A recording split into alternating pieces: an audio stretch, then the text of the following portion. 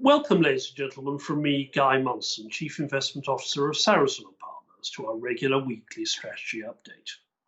The week's been dominated in the news by an unexpected surge in infections across the United States, alongside rising infections across the Americas as a whole. You can see the US infection data on the left from Johns Hopkins University rising quite sharply. That's the 5-day moving average. That little bar at the end shows almost record daily infections. It's concentrated, as you can see on the right-hand side, in the southern states, particularly Arizona, Texas, Louisiana, Florida. It seems, if you look at Texas, not to be so much a second-round series of infections. We're too early for that, but the possibility that the US might have moved a little too fast in releasing or reducing its lockdown conditions. Those red bars are restrictions or tightenings.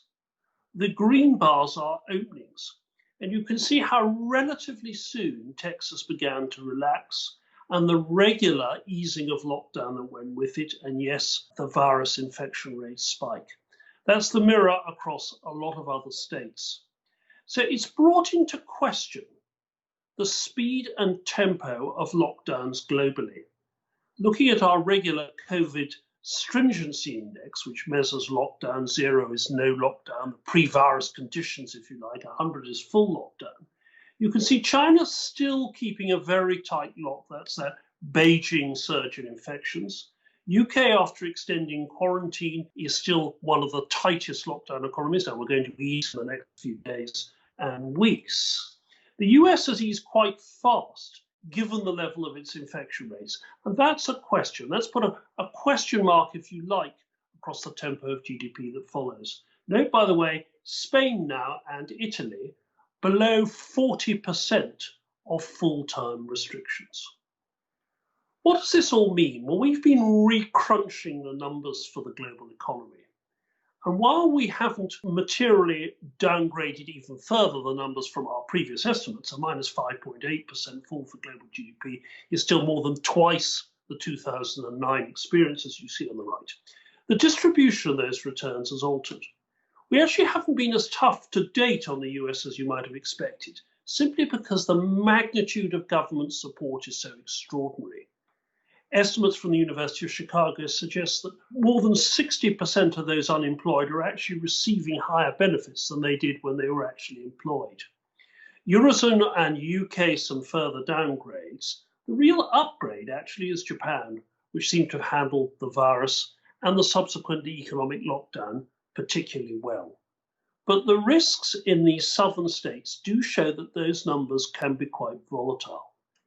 Set against this, which of course has continued to support markets. Interestingly, global indices are just off 1% since we spoke last week, despite the volatility of markets. The global stimulus measures are still extraordinary. Look at that central bank balance sheets up at $20 trillion. The expansion is 3 times the liquidity injection which we saw in the great financial crisis of 2008-09, led really by all the central banks. On the right, I've included for the first time from UBS some estimate of the scale of the fiscal impulse. This is government spending. At about 4% of GDP, that's the largest outside of wartime. And look at the size of the pre-COVID stimulus to see just how fast people have moved. Now, a huge variable, of course, is how long can these programs stay in place? And that's the question for the UK furlough program.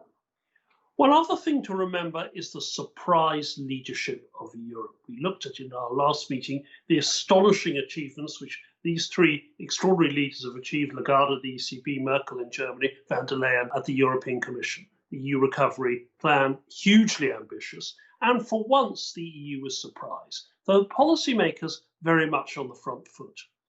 But for investors, there are some particular uncertainties that we have to get through. First of all, I'm afraid we haven't had the really bad news yet on bankruptcies. We got some data from the US shows those beginning to tick up, but a lot of these loans won't be declared non-performing for another 90 days. That'll delay the flow of data. And what worries us is that with some businesses defaulting even on their rent, there'll be a question of how hard that underlying bankruptcy is. Also, consumer defaults are beginning to tick up, but I'm afraid there's a lot worse to see in the US, UK, and in Europe. The second uncertainty is, how does China play in the game? In 2008-9, they were a huge extra stimulus program that really bailed the world out.